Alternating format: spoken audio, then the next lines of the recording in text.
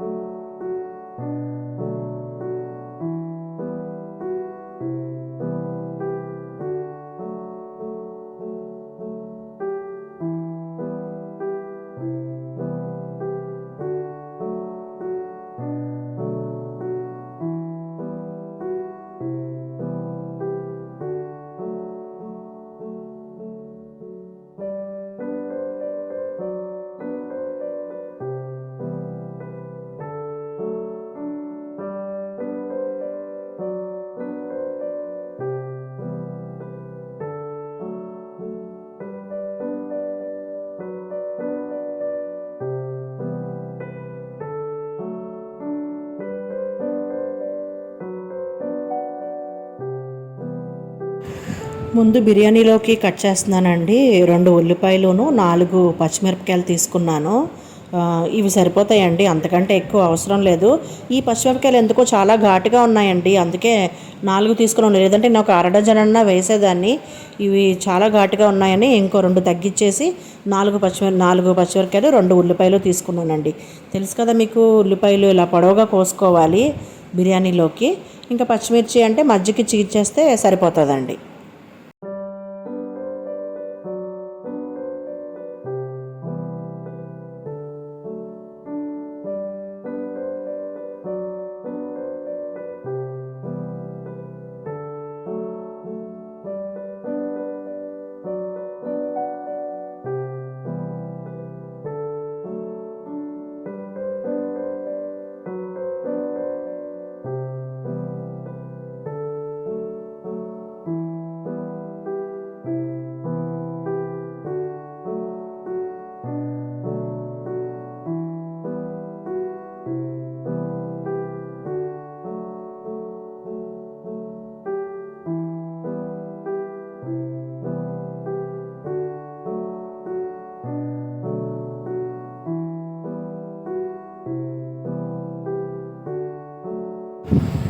బిర్యానీలోకి ఉల్లిపాయలు పచ్చిమిరపకాయలు కట్ చేసుకున్నవి ఒక ప్లేట్లో తీసి పక్కన పెట్టేసుకున్నానండి. ఇప్పుడు కర్రీ కోసం అన్నమాట.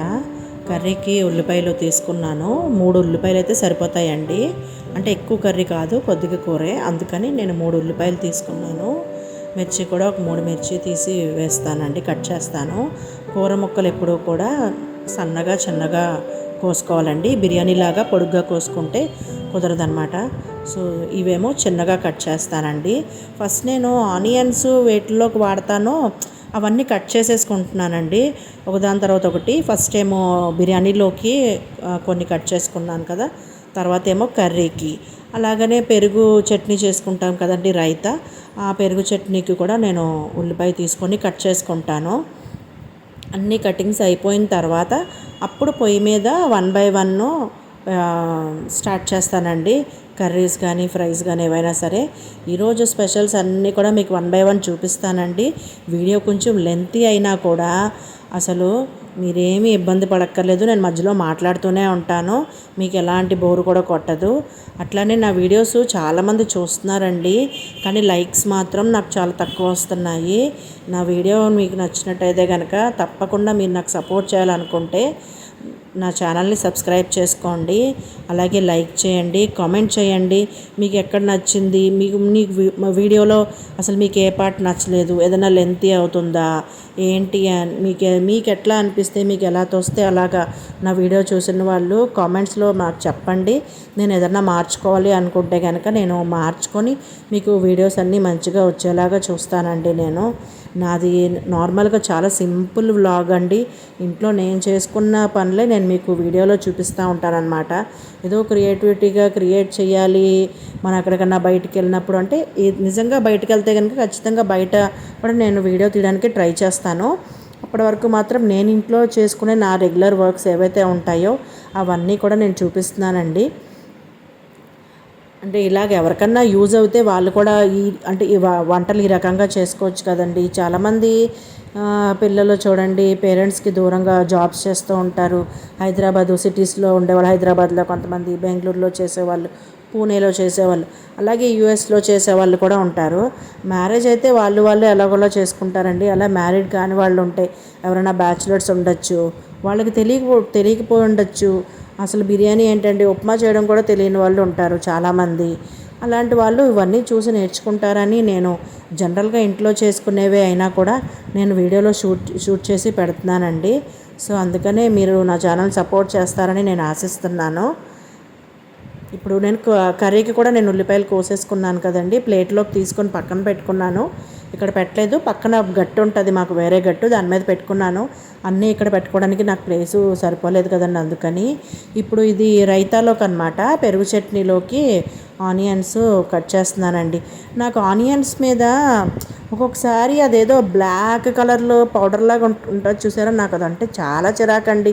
అది కొన్ని వాటికి ఉంటుంది, కొన్ని వాటికి ఉండేది కాదు. అసలు ఇంతకుముందు ఉల్లిపాయల్లో ఇలాగ ఎప్పుడు ఉండేది కాదండి. ఈ మధ్య వచ్చే ఉల్లిపాయల్లో ప్రతి ఉల్లిపాయకి ఉంటుంది అలాగా.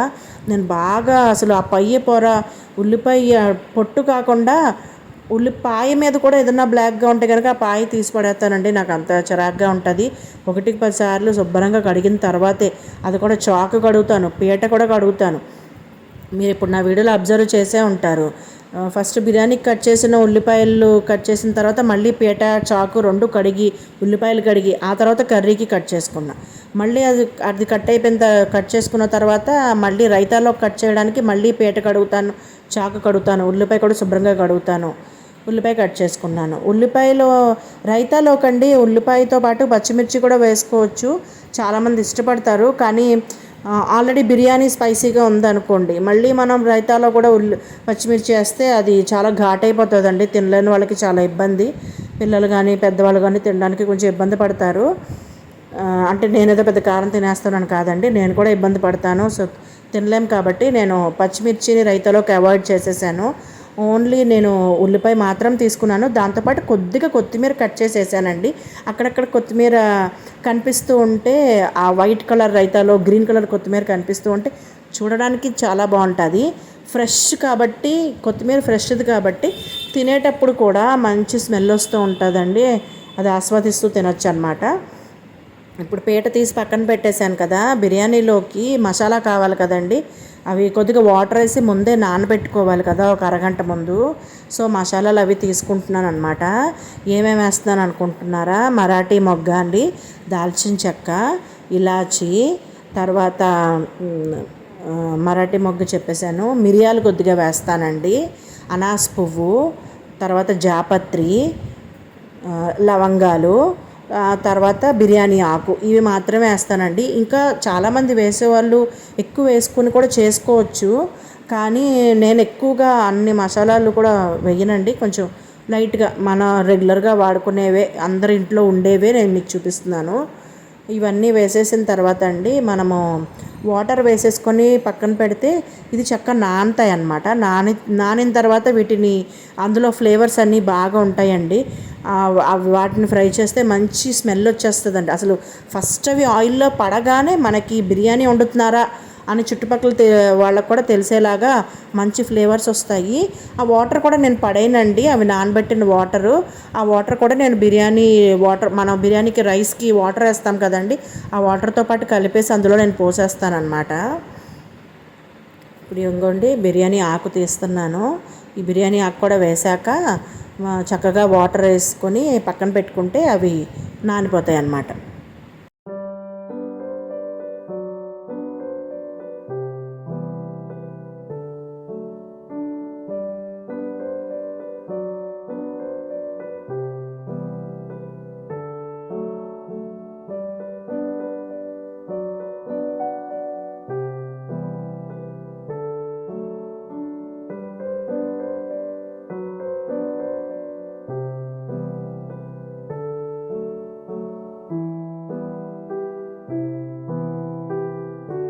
బిర్యానీ అన్నాను కదండి, కానీ ఏ బిర్యానీ అని నేను మీకు ఇంకా చెప్పలేదు కదా. నేను ఈరోజు ప్రాన్స్ బిర్యానీ చేస్తున్నానండి. సో ప్రాన్స్కి ఆల్రెడీ నేను క్లీనింగ్ చేసుకొని ఉప్పు, కారము, పసుపు, అలాగే గరం మసాలా, అల్లం వెల్లుల్లి పేస్టు, కొంచెం కొత్తిమీర, కొంచెం కరివేపాకు, అలాగే లైట్గా కస్తూరి మేతి, ఇవన్నీ వేసి కలిపేసి పక్కన పెట్టుకొని ఉంచుకున్నానండి. ఇప్పుడు వాటిల్ని మనం డైరెక్ట్గా ఇలా పాన్లో కొద్దిగా ఆయిల్ వేసుకొని ఫ్రై చేసుకుందాము. అంటే ఇప్పుడు కొంచెం ఫ్రై చేసేసామనుకోండి, బిర్యానీలోకి అది డైరెక్ట్గా వేసుకొని బిర్యానీ చేసేసుకోవచ్చు. ముందుగా ఫ్రై చేయకపోతే పచ్చి వందులో వేస్తే మళ్ళీ అదేదో స్మెల్ కానీ అలా వస్తుందని అనిపించి నేను ఫస్ట్ కొద్దిగా ఫ్రై చేసేసుకుందామని అనుకున్నానండి. ఆయిల్ వేడెక్కగానే మనము ప్రాన్స్ అది పొయ్యి మీద వేసేసుకుందామండి.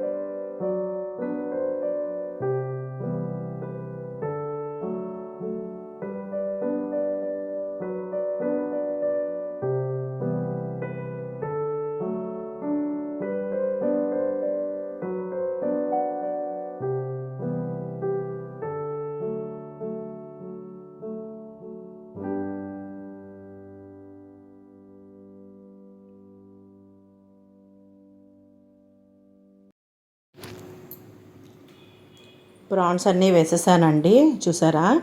ఆల్రెడీ నేను అన్నీ కలిపి పెట్టుకున్నాను కదండి. సో దీనికి మసాలా అది బాగా పడుతుంది అనమాట. పక్క పొయ్యి మీద ఏమో నేను కాఫీ తాగుదామని కొంచెం కాఫీ పెట్టుకున్నానండి. వంట చేస్తూ కొంచెం కాఫీ తాగుదామని ఇప్పుడు ఇది ఫ్రై అవ్వాలండి చక్కగా బాగా. కర్రీకి కుక్కర్ పెట్టుకున్నానండి. మటన్ టమాటా కర్రీ చేస్తున్నాను. సో పాన్ పెట్టేసుకొని కుక్కర్ పాను దాంట్లో ఆయిల్ వేసానండి. ఆయిల్ వేగాక ఉల్లిపాయలు అవి వేసుకుందాము.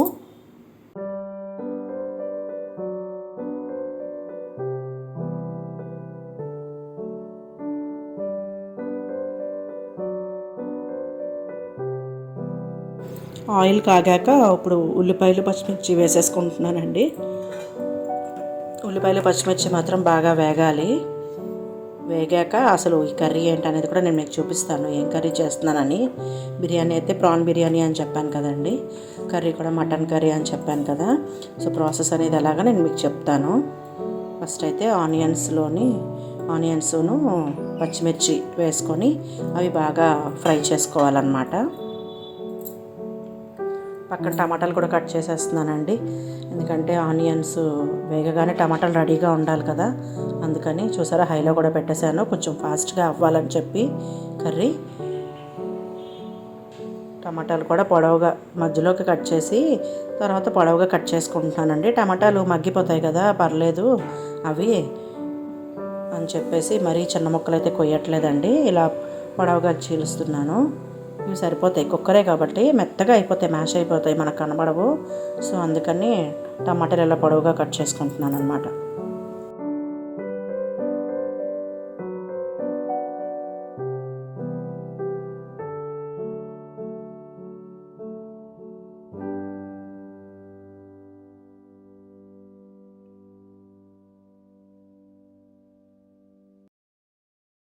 అలాగే మధ్య మధ్యలో ప్రాన్స్ కూడా ఒకసారి కలుపుకొని చూసుకుంటూ ఉండాలండి, ఎందుకంటే రెండు వైపులు కూడా వేగాలి కదా బాగా.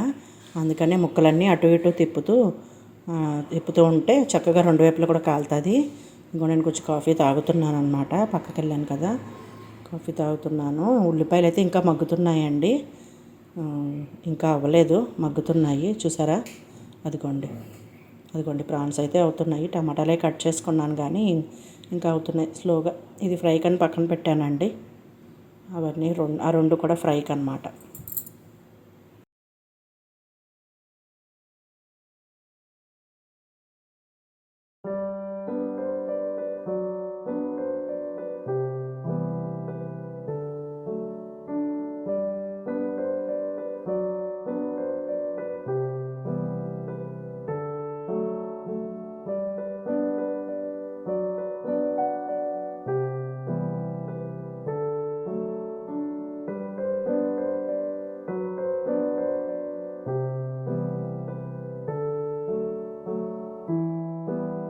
ఉల్లిపాయలు పచ్చిమిర్చి బాగా వేగాక అల్లం వెల్లుల్లి పేస్ట్ కూడా వేస్తాం కదండి. ఆ తర్వాత నేను మటన్లోని ముందే ఉప్పు కారం పసుపు కలిపేసి ఉంచుకున్నానండి. సో అవి కొంచెం బాగా ఉప్పు కారం పడతాయి ముక్కలకని ఇప్పుడు ఆ ముక్కలు కూడా అందులో వేసేసాను కదండి. టమాటాలు కూడా వేసేసానండి, చూసారా మీరు. ఇప్పుడు టమాటాలు కూడా వేసేసి బాగా కలిపేసుకొని చిన్న మంట మీద మూత పెట్టి ఉంచుకోవాలండి. మూత పెట్టి ఉంచుకుంటే ఏంటంటే మనకి చక్కగా అందులో ఉన్న జ్యూస్ అది కూడా బయటకు వచ్చేస్తుందండి, మటన్లో జ్యూసు. ఆ నీళ్ళు ఇంకిపోయిన తర్వాత మనం అప్పుడు మళ్ళీ నీళ్ళు మసాలా వేసుకొని అప్పుడు కుక్కర్ మూత విజిల్కి పెట్టుకోవాలన్నమాట.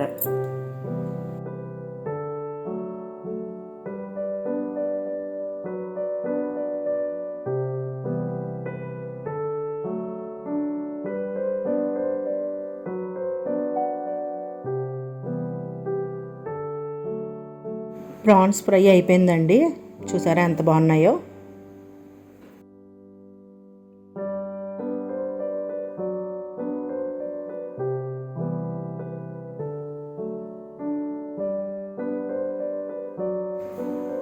మటను టమాటా కొద్దిగా మగ్గినాయండి. ఇప్పుడు మసాలా వేసేసాను అందులోని, ఇంకా వాటర్ వేసేసి కుక్కరు విజిల్ పెట్టేయచ్చు. వాటర్ ఎక్కువ పట్టవండి, ఎందుకంటే క్వాంటిటీ తక్కువే కాబట్టి వాటర్ తక్కువే పడతాయి. ఇంకోండి వాటర్ వేసేసాను, కొద్దిగా అలా కలిపేసి మొత్తము తర్వాత కుక్కరు విజిల్ పెట్టేసుకోవాలి. లేత మటన్ అయితే కనుక ఒక 3 విజిల్స్కి అయిపోతుందండి. లేదంటే ఇంకో 2 విజిల్స్ ఎక్కువే పడుతుంది. మీరు ముక్కను బట్టి చూసుకొని విజిల్స్ పెట్టుకోండి జాగ్రత్తగా. కుక్కర్ మూత కూడా జాగ్రత్తగా పెట్టుకోండి. ఈ మధ్య కుక్కర్ మూతలు కూడా పేలుతున్నాయి. ఇప్పుడు పక్క పొయ్యి మీద ప్రాన్స్ తీసేసాను కదండి, చికెన్ ఫ్రై చేద్దామని చెప్పేసి రెడీ చేస్తున్నాను అనమాట. ఆల్రెడీ పొయ్యి అయితే వెలిగించి పెట్టాను. కరివేపాకు వేస్తున్నానండి. కరివేపాకు ఫ్లేవర్లోని చికెన్ ఫ్రై అయితే చాలా చాలా టేస్టీగా ఉంటుందండి. 2 లెగ్ పీసులు తీసుకొచ్చారండి మా వారు. ఆ 2 కూడా ఫ్రై చేస్తున్నాను అనమాట. చూడండి, ఫస్ట్ ఇందాక ప్రాన్స్ లాగానే దీనికి కూడా ముందుగానే ఉప్పు, కారము, పసుపు, అల్లం వెల్లుల్లి, గరం మసాలా, తర్వాత కొద్దిగా కస్తూరి మేతి కూడా వేసి మ్యాష్ చేసి పక్కన పెట్టుకున్నాను కదండి. అది ఫ్రై చేసుకున్నాం అన్నమాట. ఇలా వచ్చింది. ఇంకొంచెం ఫ్రై అవ్వాలనిపించి మళ్ళీ పొయ్యి మీద పెట్టానండి. కొంచెం అటు ఇటు ఇంకొంచెం నాకేదో కొంచెం ఇంకా ఫ్రై అయితే బాగుంటుంది, క్రిస్పీగా వస్తుంది అనిపించింది. అందుకనే పొయ్యి మీద పెట్టాను. ఇదిగోండి, ఇప్పుడు మన ఫ్రై రెడీగా అయిందండి. ఇంకొక 5 మినిట్స్ పెట్టాను అంతే, ఫ్రై రెడీ అయిపోయింది. కుక్కర్ కూడా విజిల్ అయితే 2 విజిల్స్ వచ్చినాయండి. ఇంకా 3వ విజిల్ రాలేదు, దానికోసం చూస్తున్నాను. అయితే ఇప్పుడు ఈ మటన్ కర్రీ అనేది ఇటువైపు చిన్న పొయ్యి మీదకి మార్చేసి తర్వాత అటువైపు పొయ్యి మీద బిర్యానీ స్టార్ట్ చేసేద్దాం అనుకుంటున్నాను. నేను కెమెరా సెట్ చేసుకుంటున్నానండి. అది ఎటు పెడితే వ్యూ బాగా కనబడుతుందా అని చూసుకుంటున్నాను. ఇదిగోండి, ఇది దావత్ రైస్. ఇది డీమార్ట్ నుంచి తీసుకొచ్చారండి మా వారు. ఇది ప్యాకెట్ 1/2 kgది. ఈ రోజుకైతే ఈ రైసే యూజ్ చేసి బిర్యానీ చేద్దామని అయితే అనుకున్నాను. సో ఫస్ట్ రైస్ అయితే కడిగేద్దామని ఒక బౌల్లోకి తీసుకున్నానండి. ముందుగా రైస్ కడిగేద్దాము, ఆ తర్వాత బిర్యానీ ప్రాసెస్ స్టార్ట్ చేసేద్దాము.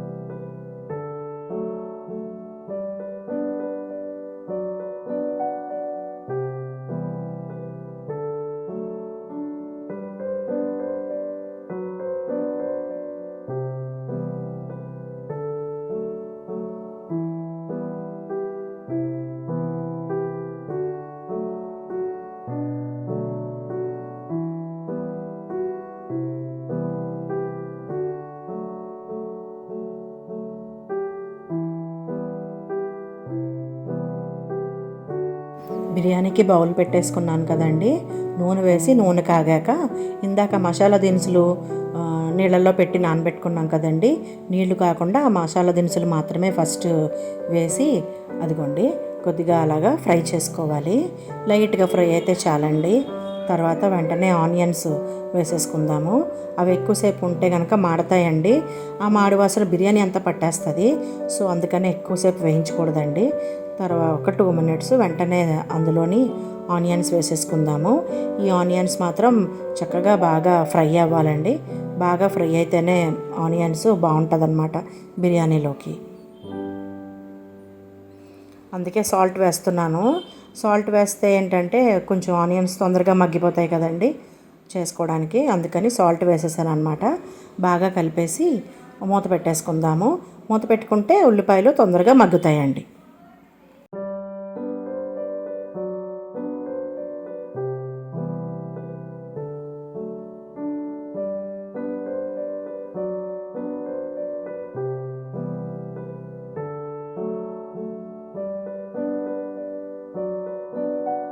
ఈలోపు మటన్ విజిల్స్ అయిపోయినాయండి.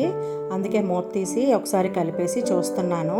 ఇందాక మసాలా లైట్గా వేసుకున్నానండి. ఇప్పుడు కొద్దిగా మసాలాను కొద్దిగా కరి కొత్తిమీర ఇందాక కట్ చేసి పెట్టుకున్నాం కదా నీళ్ళల్లోని, ఆ కొత్తిమీర వేసేసానండి. ఇంకా స్టవ్ ఆఫ్ చేసుకోవడమే. టమాటా కర్రీ అయితే అయిపోయిందండి. ఇప్పుడు ఇంకా మన బిర్యానీనే చూద్దాం ఇంకా. పొయ్యి కట్టేశాను కదండి. అదే టీవీలో మా వాళ్ళు ఏం చూస్తున్నారా అని చూస్తే D20 కొత్త సీజన్ స్టార్ట్ అయింది కదండి, వాళ్ళు అది చూస్తున్నారు. బయట అయితే చాలా ఎండగా ఉందండి. అసలు ఈరోజు చాలా చాలా వేడిగా ఉంది. సండే సన్ గారు అమ్మ బిజీగా వర్క్ చేసేస్తున్నారండి. మనందరికీ రెస్ట్ ఏమో కానీ ఆయన మాత్రం డబుల్ షిఫ్ట్లు చేస్తున్నట్టు చాలా చాలా వేడిగా ఉన్నదండి బాబు. అసలు మధ్యాహ్నం కూడా కొద్దిగా ఏసీ లేకపోతే ఉండేటట్టుగా అనిపించట్లేదు అసలు.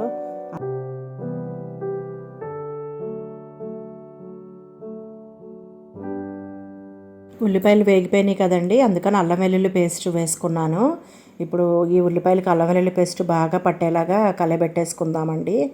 బాగా కలిపేసుకున్న తర్వాత ఇదిగో చూడండి, వీడియో మీకు చూపించడానికి ట్రై చేస్తున్నాను కానీ నాకు సరిగ్గా చూపించడానికి కుదరటం లేదనమాట. మీకు బాగానే కనిపిస్తుందని అయితే అనుకుంటున్నాను.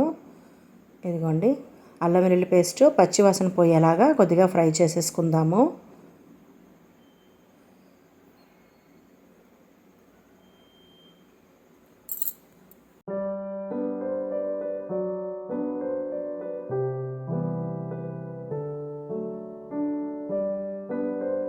అల్లం వెల్లుల్లి పేస్ట్ కూడా బాగా ఫ్రై చేసుకున్న తర్వాత అండి, ఇప్పుడు ముందుగా మనం కట్ చేసుకున్నాం కదండి, పుదీనా ఒలిచి పెట్టుకున్నాం కదా, అలాగే కొత్తిమీర కట్ చేసుకున్న ఆకులు కూడా మొత్తం అన్నీ ఇందులో వేసేసుకోవాలండి. బాగా కడుక్కున్న తర్వాత ఇది వేసుకున్న తర్వాత చక్కగా కలుపుకోవాలి బాగా. ఈ ఆకులు మెత్తగా అయిపోతాయండి. ఒక 2 నిమిషాలు మూత పెడితే కనుక చక్కగా మెల్ట్ అయిపోయినట్టు అయిపోతాయి వేడి మీదండి.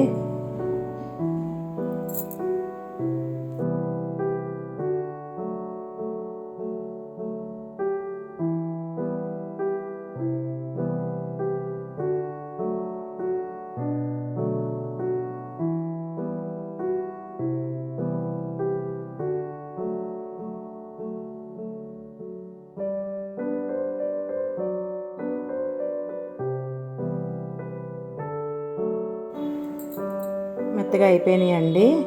ఇప్పుడు మనం ఫ్రై చేసి పెట్టుకున్నాం కదండి ప్రాన్స్, ఆ ప్రాన్స్ అన్నీ కూడా ఇందులోని మసాలా ఆయిల్ మొత్తం అన్నీ కూడా కలిపి ఇందులో వేసేసుకుందామండి. ఆ మసాలా ఆయిల్ కూడా ఇందులో పడితే అప్పుడు బిర్యానీకి కలరు వస్తుంది అన్నమాట. లేకపోతే ఏంటంటే కొంచెం తెల్లగా ఉంటుంది బిర్యానీ. అలా కాకుండా మామూలుగా బిర్యానీ మనకి బయట హోటల్స్లో దొరికేలాగా కొద్దిగా బ్రౌన్ షేడ్ అలా రావాలి అంటే పూర్తిగా మసాలాతో సహా ఇందులో వేసేయాలండి.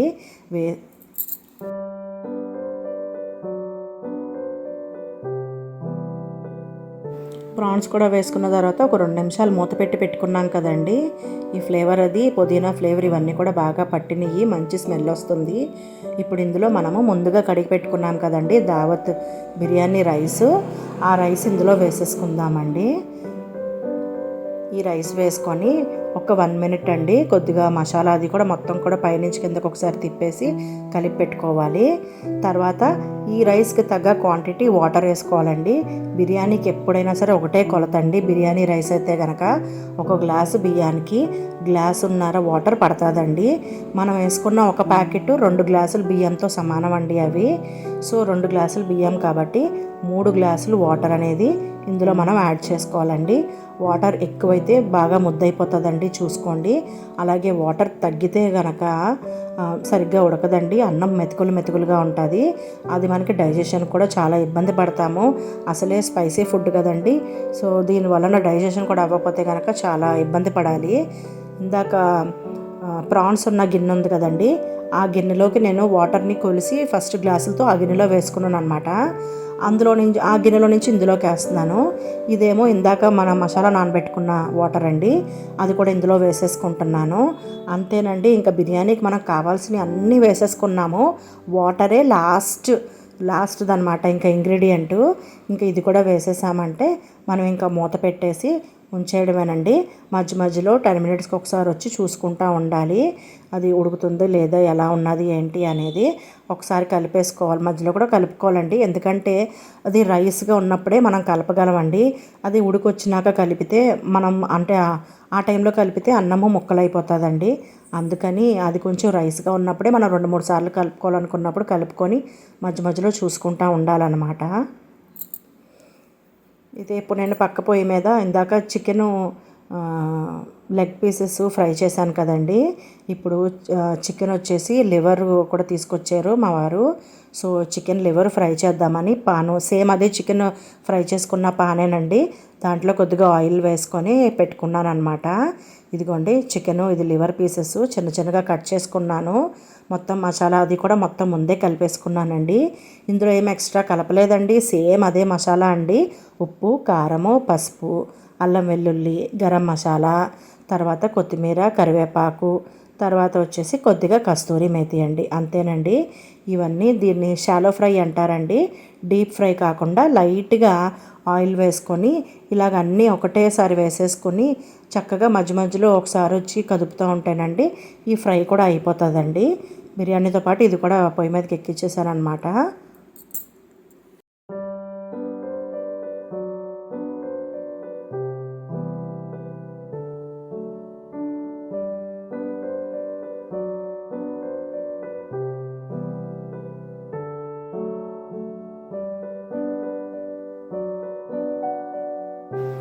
20 మినిట్స్ తర్వాత వచ్చి చూశానండి, బిర్యానీ అయితే రెడీ అయిపోయిందండి, కంప్లీట్ అయిపోయింది. మంచి ఫ్లేవర్ వస్తుందండి, సూపర్ యమ్మీగా టేస్టీగా రెడీ అయిపోయింది. మీరు కూడా ఇంట్లో ట్రై చేయండి. అలానే ఫ్రై కూడా అయిపోయిందండి, చూసారు కదా, సిమ్లో అలా వేయించుకోవడమేనండి. ఇదిగోండి టేస్టీ టేస్టీ బిర్యానీ రెడీ, అన్నీ కంప్లీట్ అయిపోయినాయి అండి. నా వీడియో మీకు నచ్చినట్లయితే కనుక సబ్స్క్రైబ్ చేసుకోండి ఫ్రెండ్స్. Thank you.